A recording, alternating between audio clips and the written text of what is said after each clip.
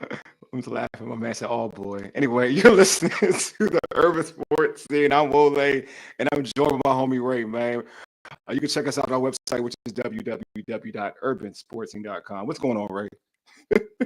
Looks like you're in a better mood, my friend. From what I saw on Sunday, you were real emotional. I was like, wow, I haven't seen something like that in quite a while. So the Commanders are doing something right. Benjamin St-Juste has unfollowed the Urban Sports Scene, if anybody wasn't aware at this point. He's about to really find us today.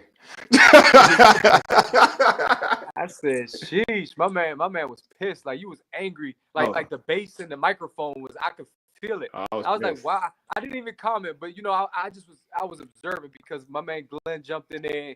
The back and forth was real. The emotions were riding high. I felt that. I really did. And I'm like, the Commanders are doing something right, because typically, if they're not good, you're okay with it. Like, they're trash. Yeah. That's it. Let's move on. But this year, the expectations, I understand. I totally do. But it was interesting. Yeah, we'll definitely get into that. But yeah, that was a whole different vibe, man. That game was. I'm still annoyed at that game for real. Cam, I'm feeling real good about tomorrow night. We'll talk about that, Cam. We'll talk about that. But yeah, Sunday was a whole different experience. Like, I was old me. I was definitely old me. But yeah, subscribe to our podcast on Spotify, Apple Podcasts, TuneIn, iHeartRadio, and other podcast platforms. Just search the Urban Sports Scene. Folks, if you're watching this on YouTube, our YouTube channel, hit that red subscribe button and also like this video, man. The likes do well. It helps us out for our algorithm. So continue to like this video. It puts us up there in the search engine. So if you're on right now watching on YouTube, hit that like button and automatically subscribe. Absolutely. Also hit us up on X at Urban Sports Scene, on IG at Urban Sports Scene. Also on TikTok, we're there at Urban Sports Scene. Mike, what's good, bro? And check out our Urban Sports Scene Facebook page. Also, join our Urban Sports Scene Facebook group. Search Urban Sports Scene, sports bloggers, sports podcasters, and sports debates. Also, check our weekly NFL picks. Just go to www.footballgarbagetime.com. The Urban Sports Scene competes annually against the Football Garbage Time podcast, and right now we're still trailing pretty bad in that joint. But I was only going to pick Pittsburgh in there. You trash. Just okay. mix it up a little bit. You would. But everything else I got wrong. You know what I'm saying? I mean, we're going to talk about that game. I felt like, you know what? Anyway, man, let's get into our traditional pregame. Here's what we have on tap. Fox Sports Radio, 96.9 FM and 1340 AM.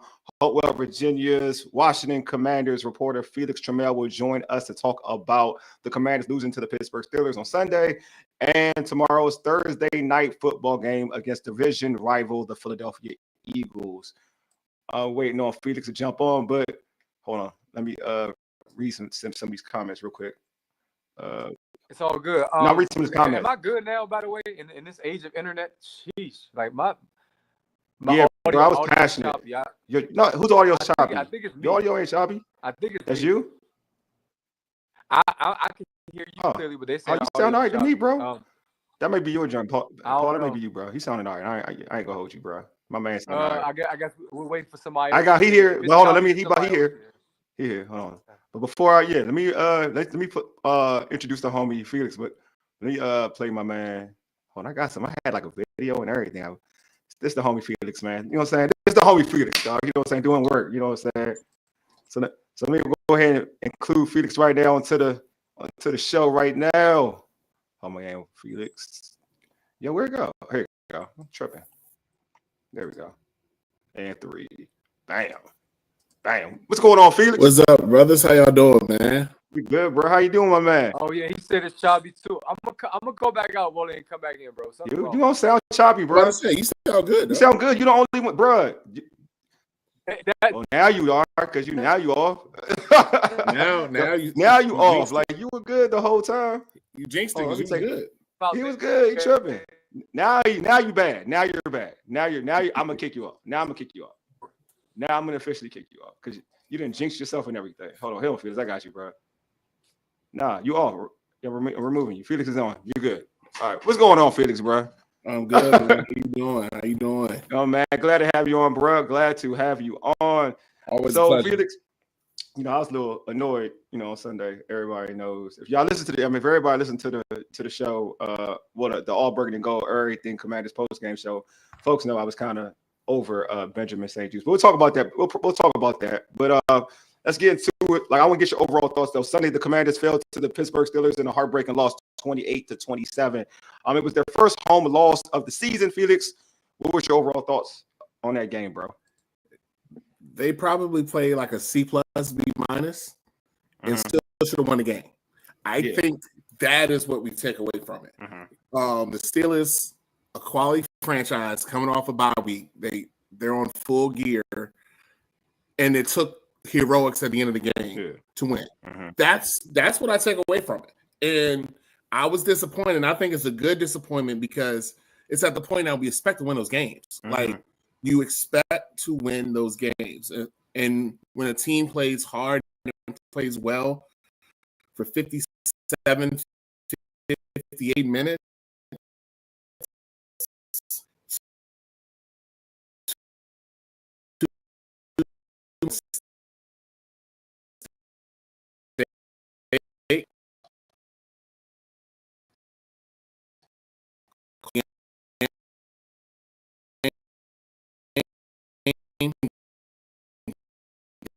that's the as a team, as a friend, as a fan base, like this is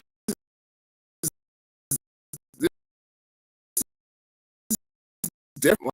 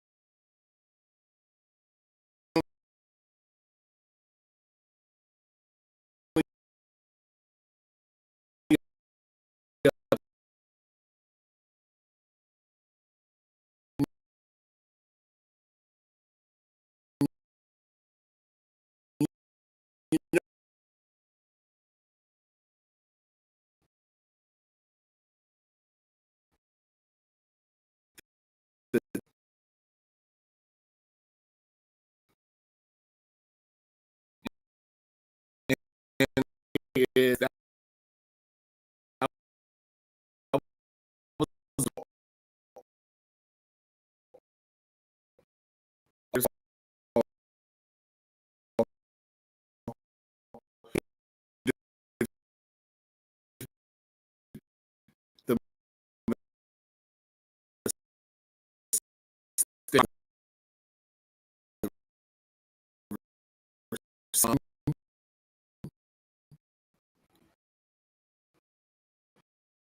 Hold on.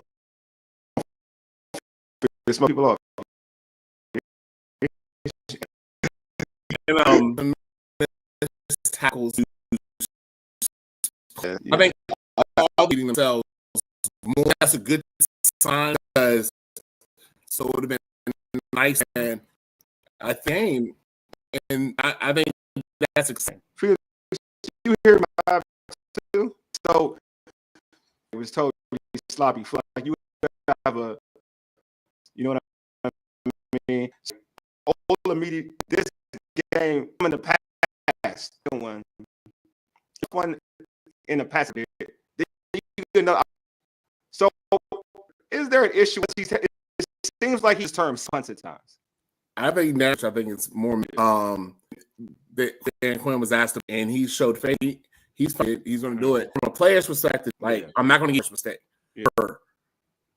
Sometimes, once since pattern. Now it's a pattern. Both of those he on the face mask. He's under the ball, so it's an adjustment practice. But game that's one, you just can't have that. Yeah. Like you, the Commanders had the momentum. The defense just did a 3 and out, and then you gift them field position right there. They get a touchdown out of it. So I like OZ.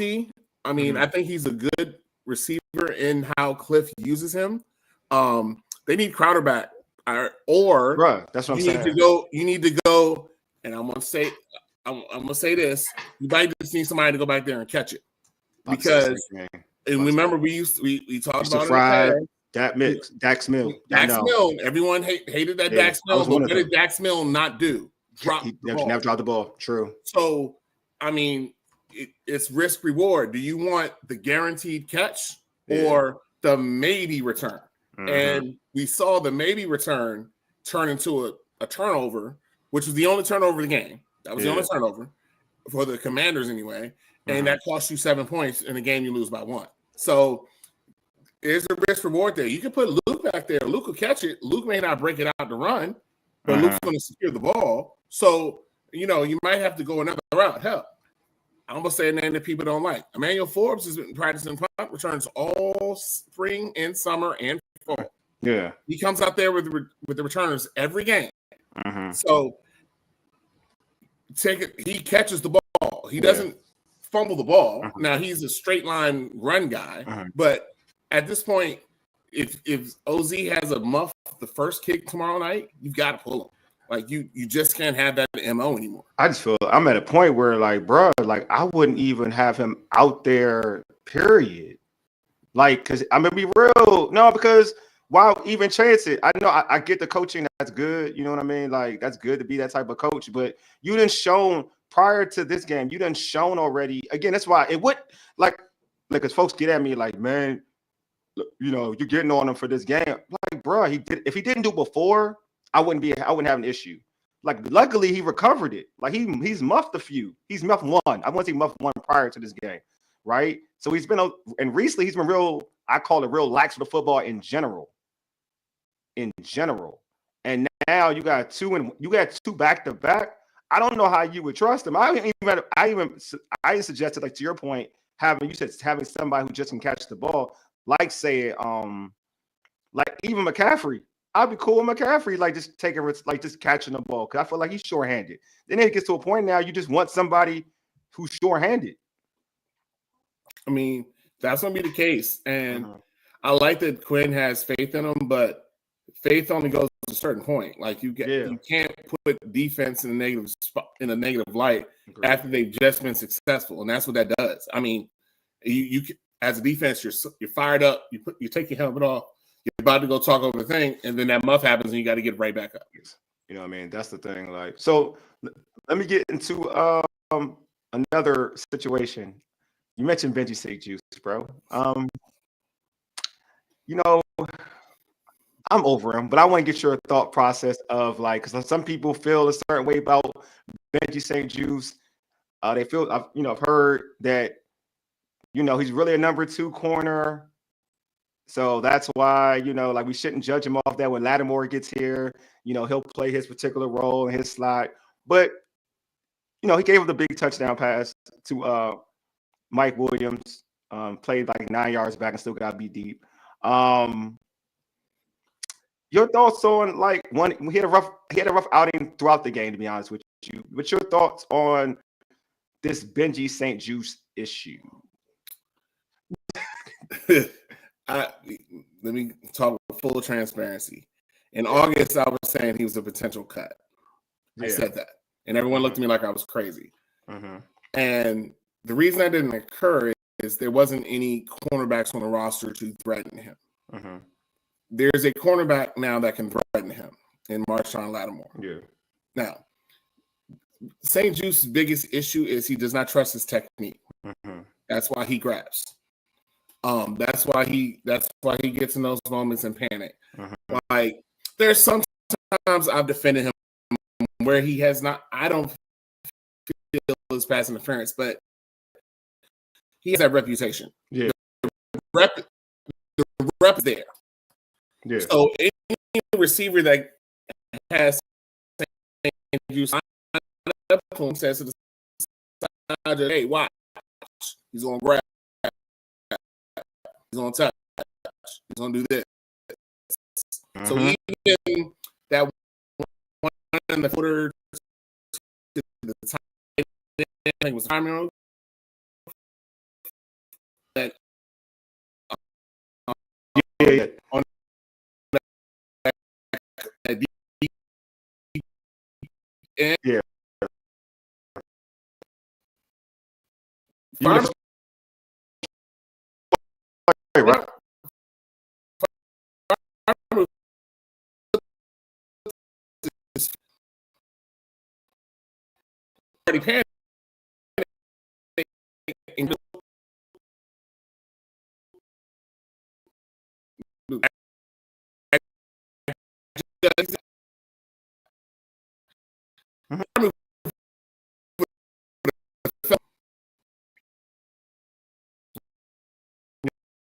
When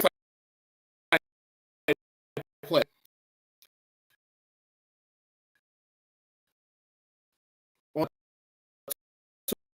DB.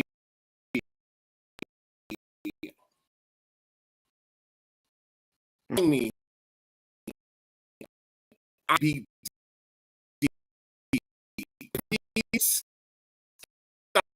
7 yards and fine.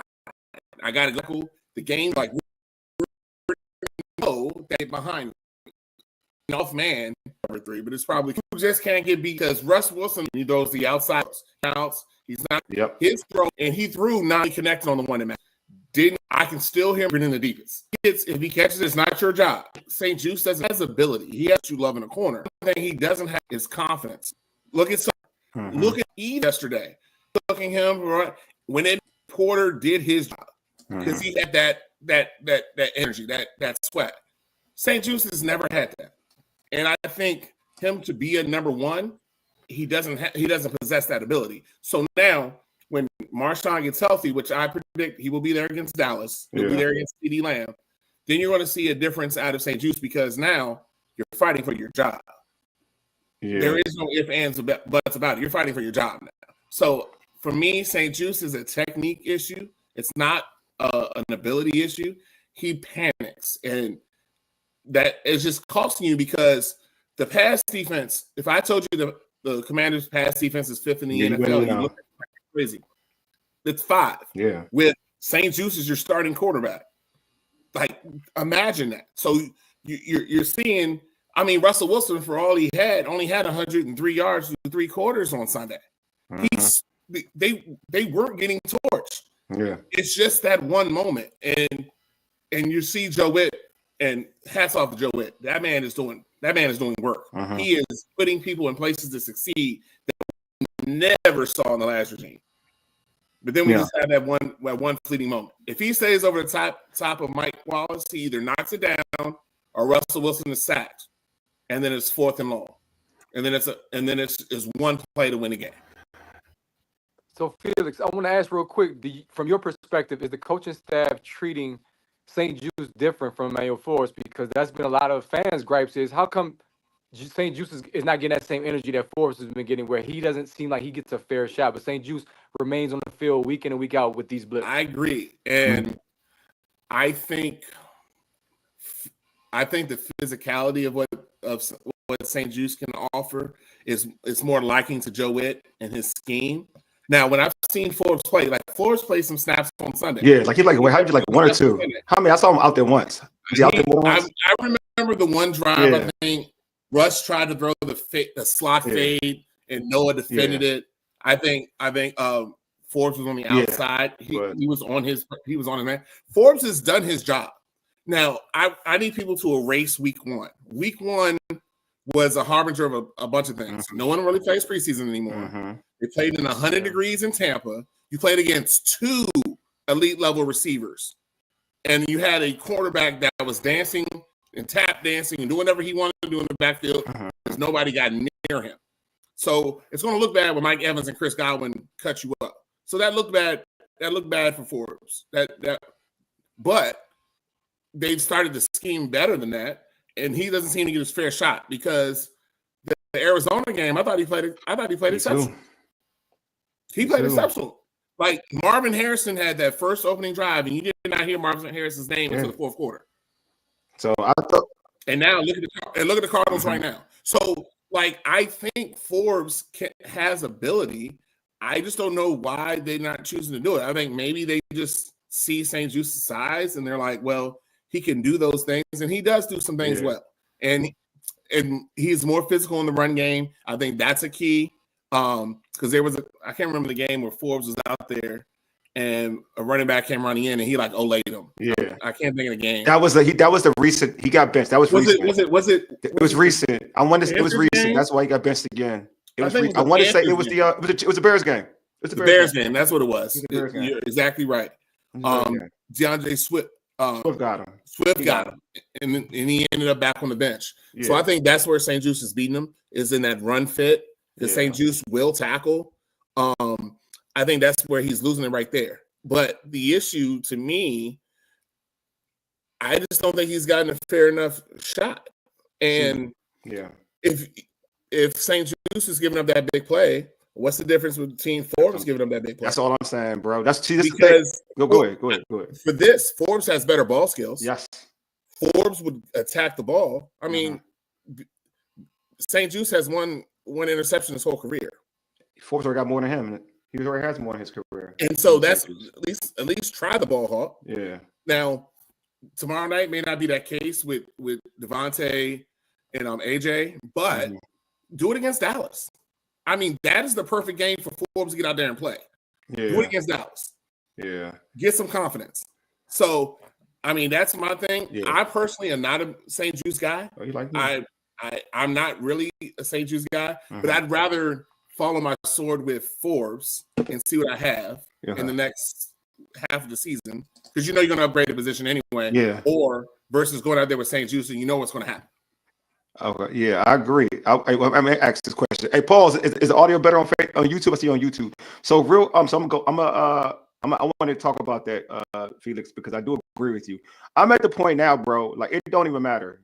Like they talk about like to a point where Forbes should be playing. Like he should be playing over dude. Like it is like, and this is why I even say it this much. One is a second-year player. The other dude's like a vet now, and he's been the same person since he's gotten here. Nothing has changed. He panics, like you said. He panics on passes. That's why he PIs a lot. He's overly grabby. He can't locate a football. So he's just the same dude.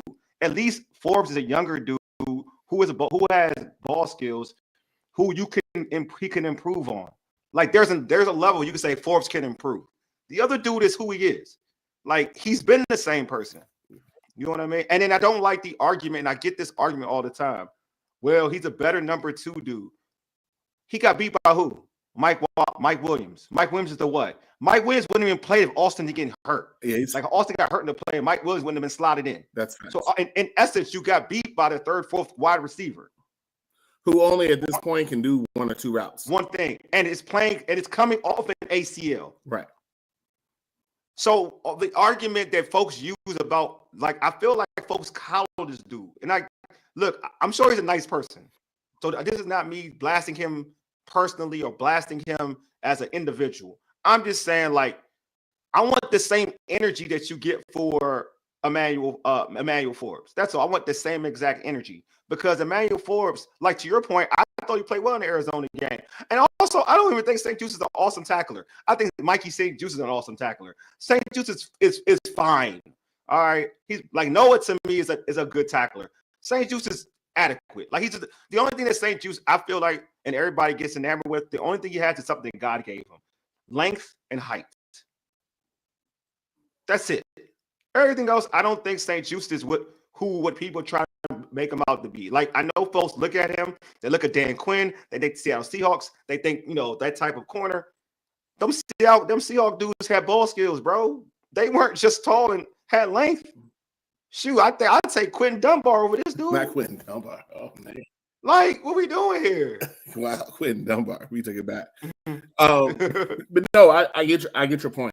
And I think I hope they don't think that they want to get the Trevon Diggs out of Benjamin St-Juste, because Diggs was their receiver first. So yes, I think you should go out there with Forbes, but I think St-Juste should get relegated because they tried Davis. Davis is the same way. He's a big physical guy, but the Steelers let him go for a reason, and we saw that reason when he went out there.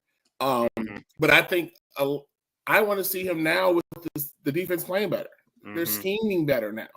I want to see Forbes with that. I think there will be a lot of success in there, and you might build the boys' confidence up. But just to go the same route with St-Juste and just hope it works. Because to be fair, you got the Eagles twice. That's going to be your best offense remaining that you see, and then you got the Falcons, who you'll see, but you get them outside in the cold. So you get that turf team outside. That's really about it as far as like dynamic offenses you're facing, because you got the Saints, who are kind of whatever. You have Tennessee, who's in rebuild mode. Lord knows who's playing quarterback for Dallas. So Phillies, that's the games you need to focus on and win those two games. So I think they have to figure out how to best use that secondary, and I think Forbes should get more work. Yeah. Now, if Marshawn comes in and it's Marshawn, Mikey, and Noah, it's Marshawn, Mikey, and Noah. Yeah, but I would like to see Marshawn, Forbes, and Mikey. Yeah, like I would like to see that. Yeah. Let Mikey go to where he should be, and Mikey's done a great job on the outside, but Mikey should be in the side slot. So, Forbes has kind of been the figurehead of the previous Ron Rivera regime. Yeah, I don't like that. And other people should have caught more shots for that, and they didn't. And Forbes is the only one that seems to be taking the shots for it. Yeah. Now, a few of them are left, but he seems the one that takes all the shots and hits for the Ron Rivera regime, which I don't think is adequate because he did nothing wrong other than being left out to dry. Yeah, I would say. Go ahead, Ray. Go ahead, Ray. Go, Ray. Go.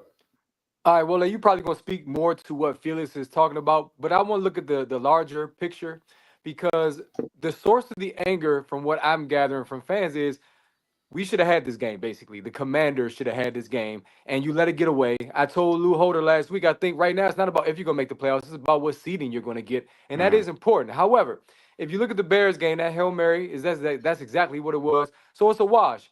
Maybe you gave away one, but you stole one as well. So how do fans move on and now give St-Juste the benefit of the doubt to say, you know what, this defense has been better than expected. Joe Witt has been better than expected. Let's move forward. Huh? I'm just saying, why can't you? No, he's been trash. You can't somebody who's been bad the whole year the benefit of the doubt. But go ahead, you're right. Go ahead.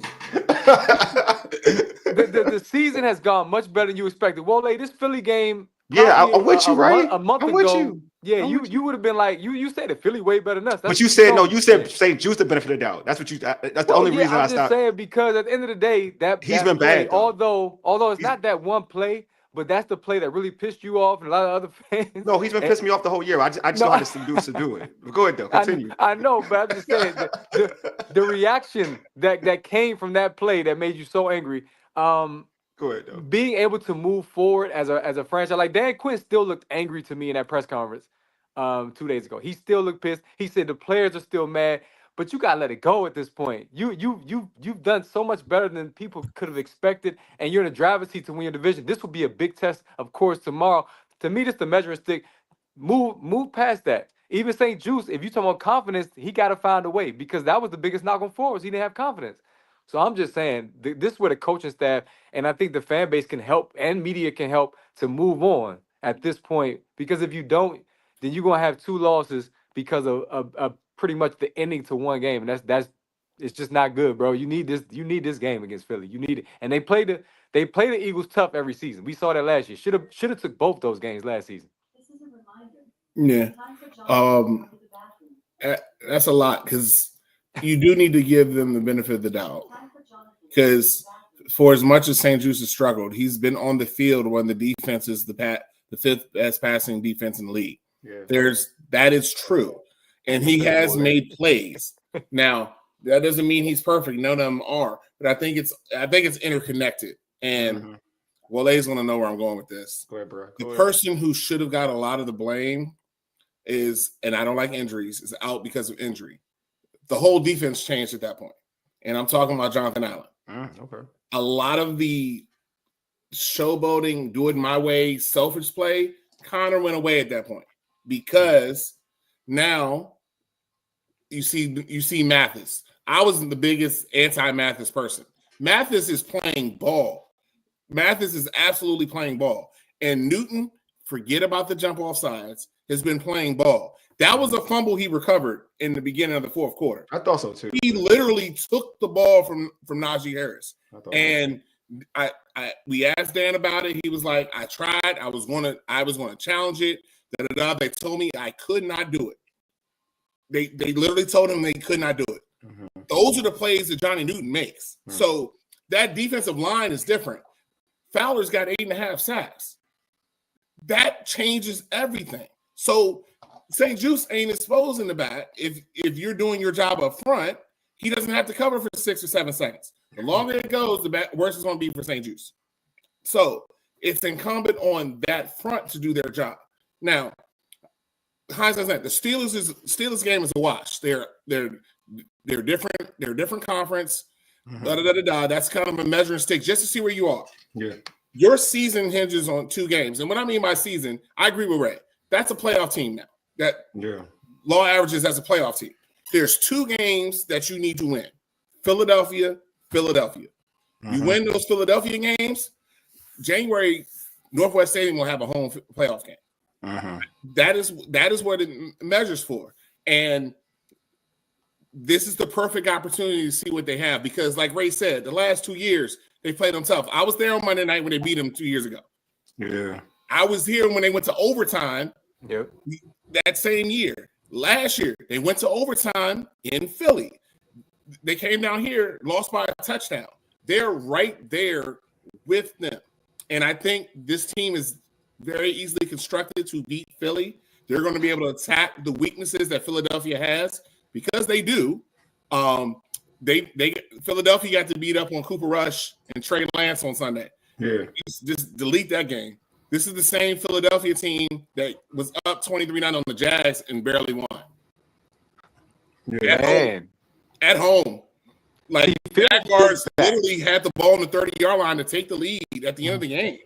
So that's the Eagles where they are. And so even with A.J. Brown and Devontae Smith and Saquon Barkley, this is who you're constructed to beat.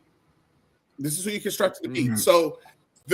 you were talking about get over the loss. The team was mad because they expected to win Sunday. And on Monday, they were done with it. They were focused. That's what's up. Yesterday at practice, they were focused. Good to hear. So good to hear. They already moved on. And I think the best thing about it is JD5 has the best thing about it. He's all right. He has a silent anger. That's what's up. So he knows the moment, and I don't think the moment's going to be too big for him. Pittsburgh was the best defense they'll face all season, period. That's the best defense they'll face all season. Philly's going to have a little interior rush, but they don't have the linebacking core that Pittsburgh have. Their secondary is very beatable. So you're not going to have what you have from the Steelers. Possess the ball. I think that's why they really lost the game Sunday. They need to possess the ball. That's how they've beaten the Eagles in the past 2 years.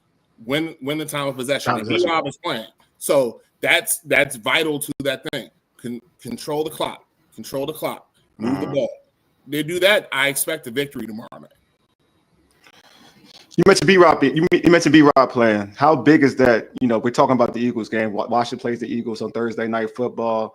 How important is for B-Rob that B-Rob has been announced to play? Like, how essential is that?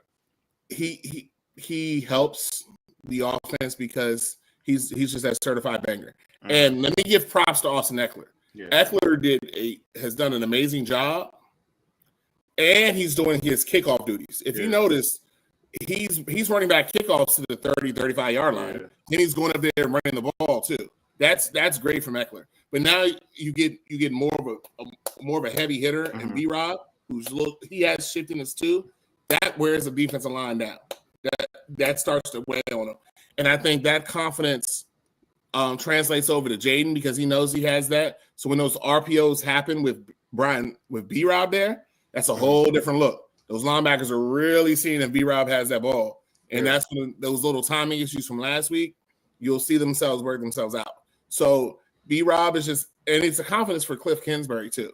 He knows he can call runs and get 4 or 5 yards. Because it's different as a play caller on a 2nd and 8.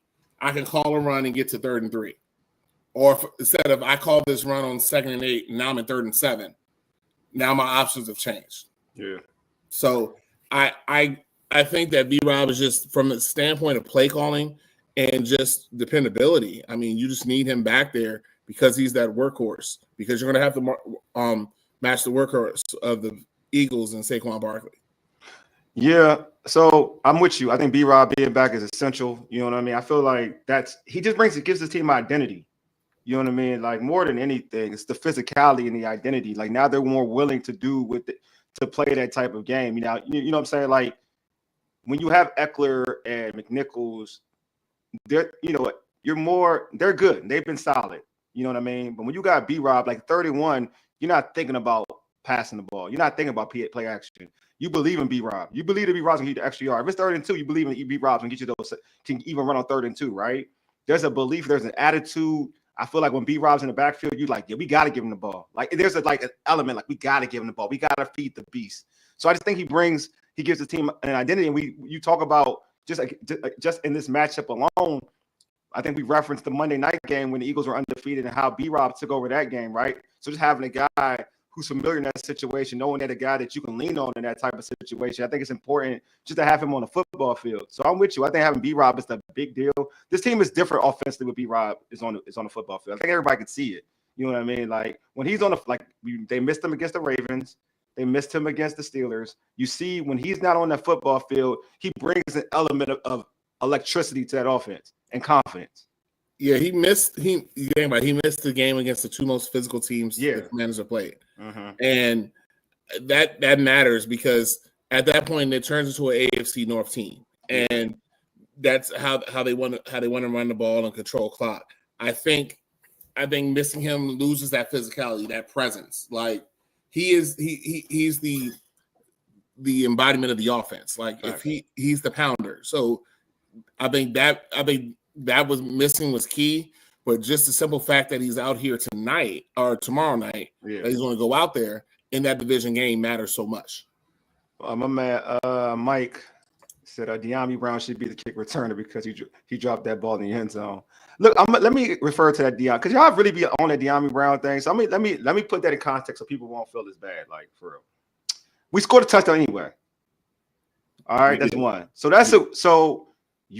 folks are ill on De'Ami for dropping that ball, and he should have caught it. Like I'm with y'all, like he should have caught it, but we still scored. That's like y'all being mad at Jayton for he missed somebody wide open for a touchdown.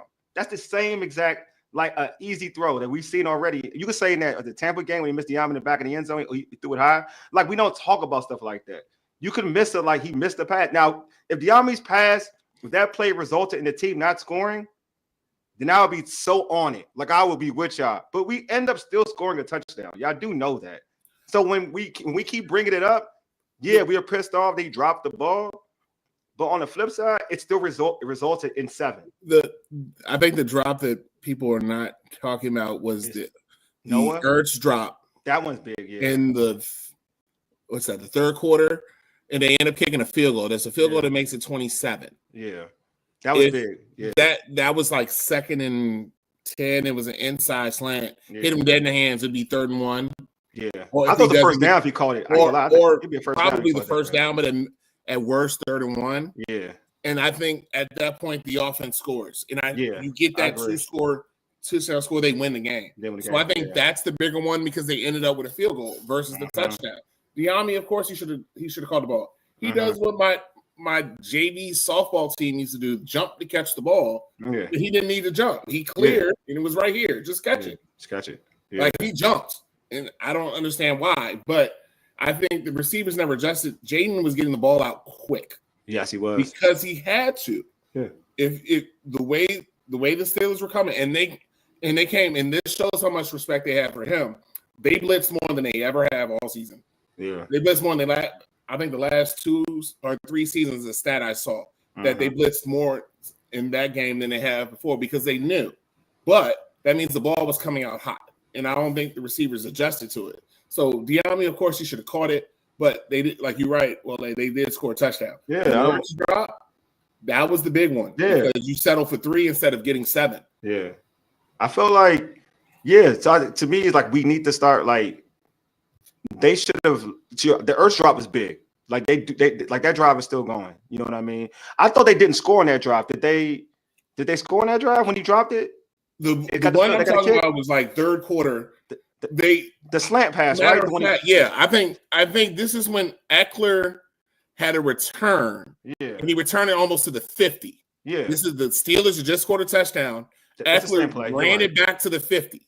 They got a first down. Yeah. And then this one would have been the one that got them to like the 20. You're right. And Ertz dropped the ball and they ended up kicking a field goal. They ended up making it 27. You're right. That's what it was. It was that play. That proved to be vital because if you get another touchdown there, now the Steelers are chasing. And they were on their heels too. They were on their heels too. Yeah, like the defense was on their heels. Because remember, the offense had just went down the field and scored before the half. Yeah. And coming out second half, they went right down the field and scored. Yeah. So that was 2 drives in a row. You get 3 in a row, you're cooking with hot grease. And then that drop mattered. That was probably the biggest drop of the day, was that one.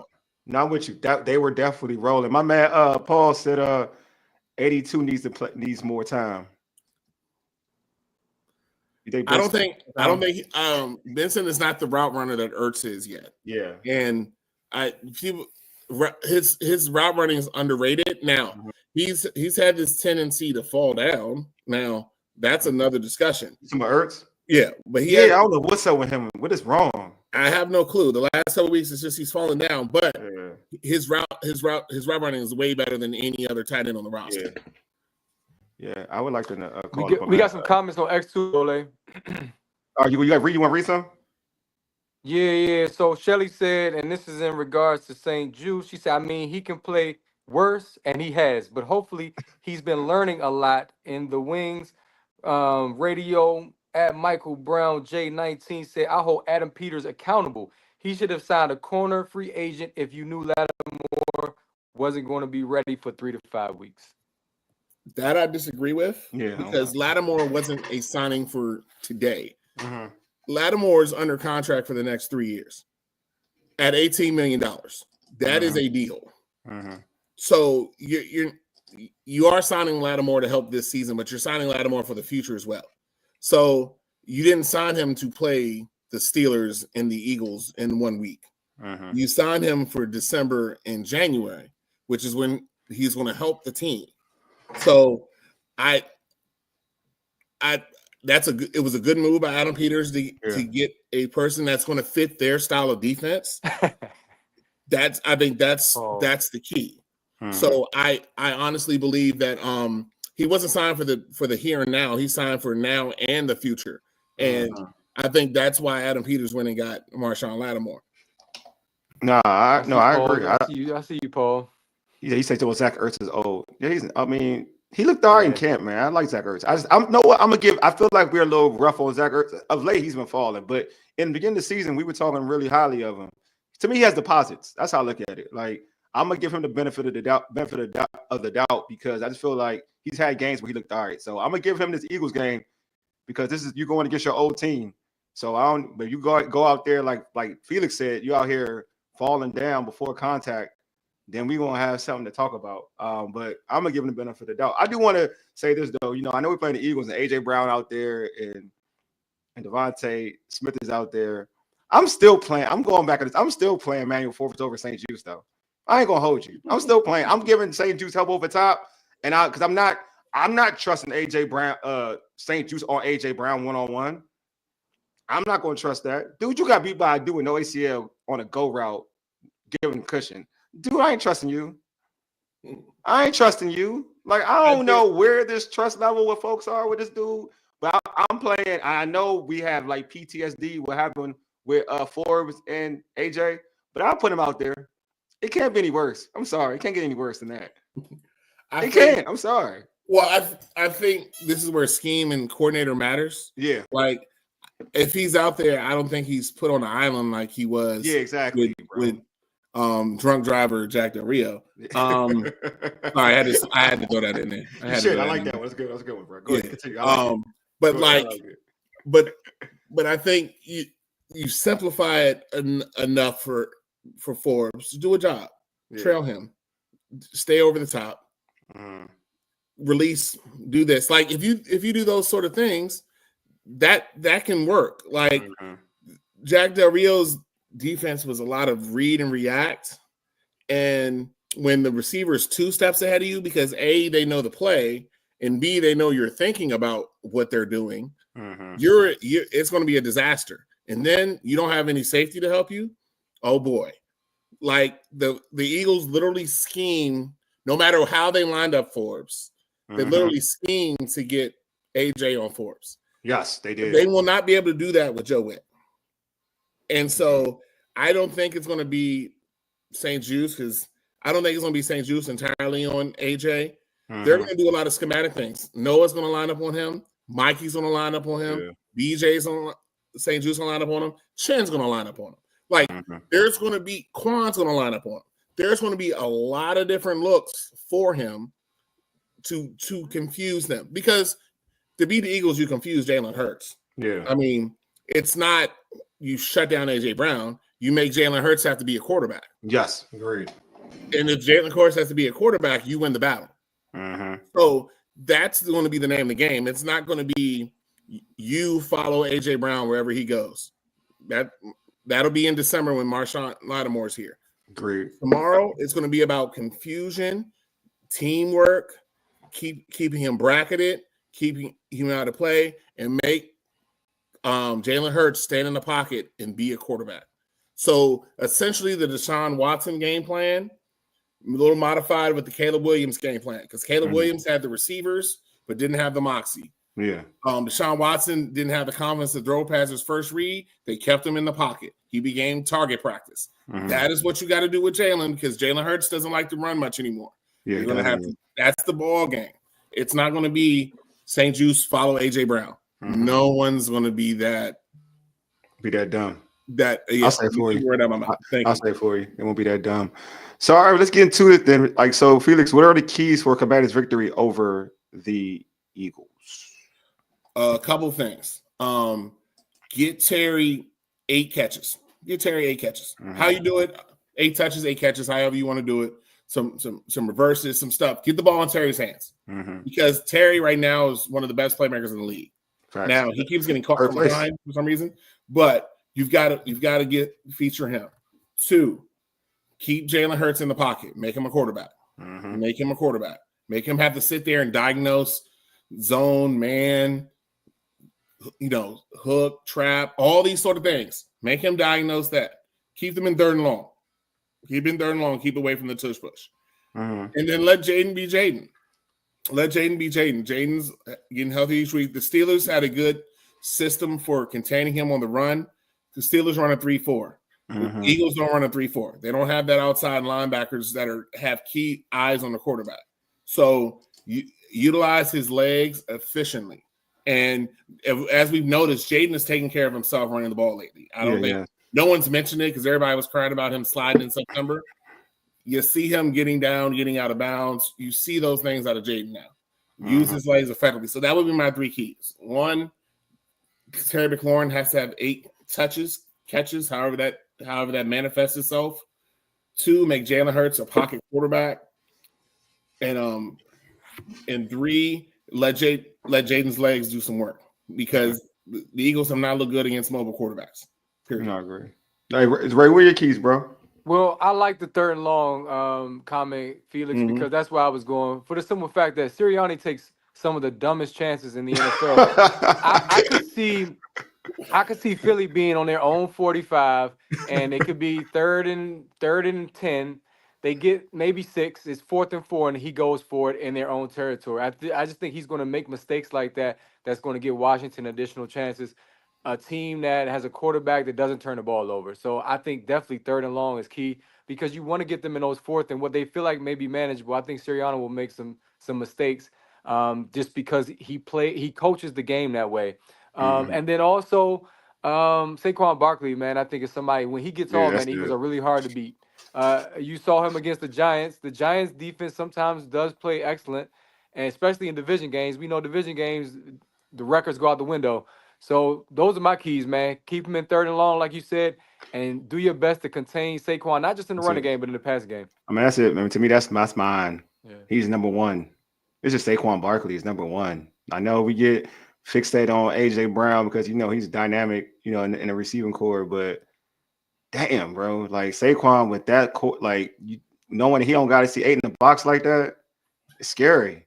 It's scary. Like, you see it. There's a reason why, like, he was that good with New York, because in New York he had no help. Man, he had Daniel Jones as his quarterback, and so you never let how much pressure he was under the gun to be great. You know what I mean? And he was great. Now he's got a plethora of weapons around him where you can't fixate on him. So to me, it's just you gotta make Jalen Hurts one-dimensional. Felix, I'm with you, Felix. Like, you gotta keep him in the pocket, but to do that, you gotta contain Saquon Barkley. Like, you gotta make Nick Sirianni be like, I don't like the way we're running right now. Let's go throw happy. Let's go pass happy. You gotta like kind of stun it early to a point where they don't want to stay consistent with running the football. Because I feel like if they stay consistent running the football, it's gonna be tough for us to kind of staying there with them in the game, because we're 25th ranked against the run, I believe, something like that. Right. So, and our run defense hasn't been the greatest thing in the world, right? Right. So I just feel like we got to make them we got to discourage them from running the football. You know what I mean? Because I do feel like Ray said, they get real, and then you got Moore as their OC. We've seen that in Dallas, where if you can discourage him early, he won't stay consistent with running the football. He wants to throw the football. So, like, that's my thing. Like, stop the run early enough to a point where now they're like, hey, we gotta pass out of this. And you can do that. I do think you have a good chance for success. Obviously, limit the big play, because Jalen Hurts loves to throw his best pass to me is his deep ball. That's it. I'm not really other than his deep ball. Typically, not really concerned with Jalen Hurts, but he throws a great deep ball. I'll give him his flowers. He throws a great deep ball, but keep him like you said, Felix, keep him in the pocket and make him operate out of that. Offensively, I think Jaden, I think he's gonna play well. I feel like my man Paul would say, I think he's a primetime player. I don't think you gotta worry about Jaden. I think Jaden, when the brights are light, you get the best out of Jaden. I think Jaden's gonna show out in primetime. It's about everybody else coming along with him. Like, we can't have what happened against the Steelers out there in this game. Everybody got to be on their P's and Q's. They got to be able to catch the football, to be honest with you. Yeah. Like I said, I agree. Like, we got to, when we talk about Saquon, we also got to talk about him in the short passing game. That too, yeah. And I think, which is, the safest throw in the world. You throw a swing pass, and now Saquon is out in space. I honestly think that's where he's his most dangerous, is when he's getting that swing pass and he's out there. They run a screen, and he's the one getting the ball, and you're like, somebody's got to make that primetime decision. Yeah. And granted, the Commanders have way better tacklers than they did in the past. Yeah, with Luvu and Shen and Quan and all of them in space, but that's when Saquon's is most effective. Mm-hmm. But you gotta get them where they want to be a passing team, and Kellen Moore has that tendency, and where Jalen Hurts does not feel like he can use his legs, because when you see him in those games, he doesn't look good, and he can look good, but he just doesn't look good. Like he doesn't have the best fundamentals. Like, he's not a real guy. So if he's not in a good rhythm, then his stuff must be a long night. But that conversely comes from the offense possessing the ball. And Ray was talking about, Sirianni taking chances. Tomlin even said on Sunday, like, we did that fake punt because we knew Washington was so good at scoring the ball. Mm-hmm. So teams are going to be more aggressive because they know they can possess the ball. That's a good point. Like, they've seen Washington just hold the ball and run the ball and have these long drives and score and not punt. Like, even say what you want, Tress Way still didn't punt that much on Sunday. Yeah. Like, Like it's things like that. So coaches are like, well, maybe I'm going to have to because I don't know. And Sirianni, like you say, may take questionable chances. I'm going to be nice because we're in public media. I'm going to be nice. Sirianni's going to take some very questionable chances, and you got to expect that. But I've always been from the adage of if a team has to trick you to beat you, they can't beat you, and they're afraid, and they think they can't beat you. That's why they try to trick you. And that's why I said that about the Steelers. I never would have seen Mike Tomlin go fake punt inside his 25. That was wild. I thought it was that's insane to me from Mike Tomlin. Now, if that was Brian Dable, of course. If that was Sirianni, sure. Like, if that is that Ben Johnson, whatever his name is in Detroit, absolutely. Yeah. Mike Tomlin, absolutely not. Yeah. No. So that showed me the respect that they had for Washington. So I think conversely, the offense can help the defense by staying on the field. And that's how Washington beat the Eagles in Philadelphia 2 years ago on Monday night. They held the ball. Yeah. It was like 37 minutes that night, almost 40. The Eagles never got going. They never got going that night. And so I think that's a key chance to victory. Before I get your predictions, hold on. Paul said Philly game plan is to throw where 25 is. Yeah. I mean, everybody typically does that. The Ravens did it. I mean, they all do it. The Steelers did it too. It is what it is. That's what folks do. That the smart teams do that. So real quick, Felix, give me your prediction. Chicago. Chicago too? Yeah, Chicago. Yeah, Chicago. Yeah, Chicago did when they need a big play. Yeah, they did that too. So they did that too. You know what I mean? I mean, Keenan Allen. Oh yeah, amazing. All right, so yeah, Felix, give me your prediction. Score prediction. 31-28 Washington. Okay, I like it. Ray, you give me your score prediction real quick before. Oh man, that's a tough one, man. It's getting colder. Divisional game. I think it's gonna be close as well. I think it might be a little more high scoring than that. I'm gonna say 35-32, Washington. Washington. I will go. I think Washington scores in the 30s. I will say 30. I think it'll be closer too, because I mean, I respect the offense of the Eagles. I do respect the weapons. I'm going to say 38,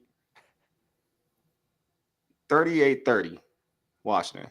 Okay. I'm gonna say 38-30. Yeah. We all got them in the 30s, and I do see, like, if the one of the better defenses in the league and Washington got 27, Philly outside of that defensive interior is mighty suspect. Don't erase the Cowboys game. That didn't exist. Yeah. Like, look at what other teams have done against Philly consistently. So I see them in the 30s though. Yeah, I do. I see some things. I think receivers catch the balls that they didn't catch. Yeah. I think Jaden hit some receivers that he kind of missed on Sunday. Yeah, and they do that because that was a 40-point game on Sunday. I agree with you. That's why I be trying to tell folks. I agree with you, bro. Like, I don't think that was a 41, 42-point game. No, I'm with you. My man Mike. What Mike got? Mike has it 35-17 Commanders. What is my man?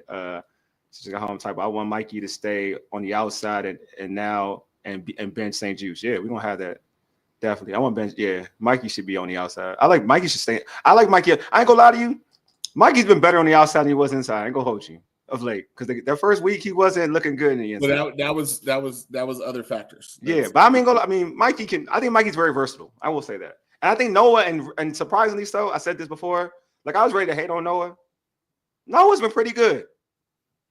So I think it'd be hard to kind of bench you. But hey, Felix, before we let you go, bro, how can folks catch you on social media and catch your content, my man? You see my X handle. What's the new one? Blue Sky. I'm on there too. Oh, how is that? It's nice. It's refreshing. Right. I don't get all those MAGA ads. Yeah, I know it's not. It's great. But I'm there. Then I'm on I'm Blessed Commando on IG and Felix Trammell on Facebook. You can catch all my content there. So follow me, hit me up. All right, man. Felix, thanks for being on, bro. I appreciate you as always, homie. Always. I gotta get some shout outs so I can hit the road and hit 95 North tomorrow. All right, bro. I know that's right. All right, bro. Take it easy, man. Stay blessed, bro. All right, man. Y'all take it easy. All right, take it easy, man. All right, bro.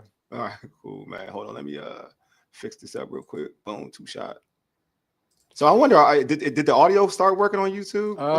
It was better. It's just been choppy. I've been checking it. It was a YouTube or StreamYard issue tonight, even though Twitter was fine. No, it's definitely YouTube. It's all the other joints are good. It's only one. Yeah, it's only one. I was checking it. I checked IG is good. Facebook is good. Twitter is good. So it was YouTube tonight, man. So hey, it is what it is. Yeah.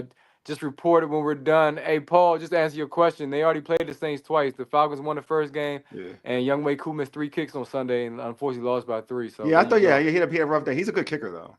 Well, I mean, he won a couple games early in the year. He helped win the Philly game. He helped win he helped win the first Tampa game. So the stuff happens, man. I'm not even mad. Oh yeah. I mean, I want to agree. I said, hey, I agree with you too, bro. Eagles only 2-point favorites. Over the Commanders right now, so it's not. Oh yeah, thanks, man. Appreciate you, man. Thank you. Definitely saw it. Appreciate y'all tuning in on Twitter.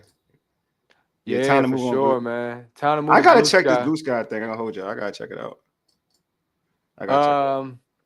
Yeah, I can't keep up, Paul. You know me. If I still had CDs or I could listen to CDs, I would, bro. So it's gonna take me a minute. What happened? What? Huh? I'm just saying I'm older. I can't transition to things as quickly as y'all young people can, man. Paul, it's not you. Yo, chill out, dog. Paul, a little bit older than me though. So. Yeah, Paul. He's old. Yeah, Paul, like he older than us. He's like our age, right? A little bit. He a little bit older than us. Okay. Yeah, Paul. Like he's like all right. I appreciate y'all for moving over. He's not old enough to not. He used to go to Golden Skillet back in the day. Yeah. I appreciate y'all for switching over. I got we did have a good little following on X, so that was cool. You know what I'm saying? So Paul said, "Thanks, Ray." You know what I'm saying? I give Paul credit because Paul had expectations from the beginning of the season. He did, man. He's the most accurate one here, bro. Yeah.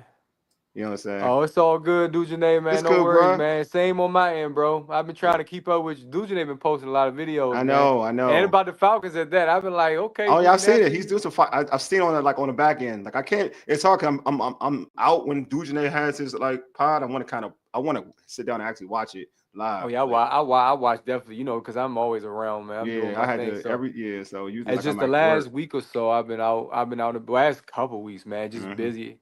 In the streets, man, doing more work. That's all. But in the streets, bro. Howard, baby. I do want to cover some Howard.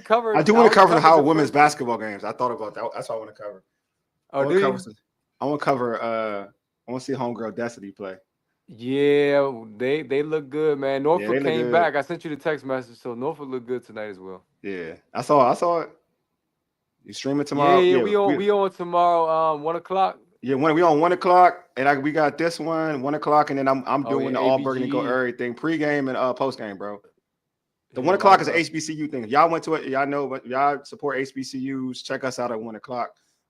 But if you want to go talk about Commander stuff, we're streaming 7:00 pregame, and after that postgame. So you already know we'll be up. That's gonna be fun. I'll be Paul up there always pull up for that. Yeah, they do, and Mike, they all do.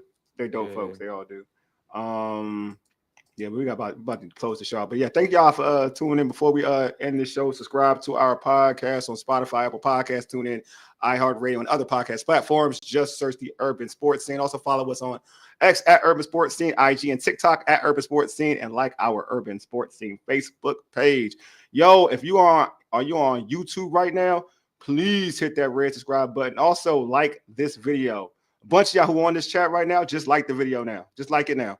Don't even forget now. Hit the like right now, because that does well. Like I told y'all on the other pod, it's great for our algorithm. It puts us up there in the search engine, so it helps us out, so folks can kind of search, subscribe, and all that type of stuff. So make sure y'all do that. And also, you can check us out on our website, which is www.urbansportscene.com. Man, I appreciate everybody for tuning in. Appreciate y'all, even though we were going through the technical difficulties with YouTube, but I appreciate y'all for pulling up. Y'all the real MVPs. Anyway, and I appreciate Felix too for chiming in, for popping on the show and giving us great information about the Washington Commanders. Felix will be out there in Philadelphia covering for Fox Sports Radio, Hopewell, Virginia. So make sure you go ahead check him out on social media and hear his updates about what's going on during the games, getting some of his analysis. So make sure you check him out. Anyway, we appreciate y'all for tuning in. Anyway, you've been listening to the Urban Sports Scene for ages. Yidig Deuces. We are out.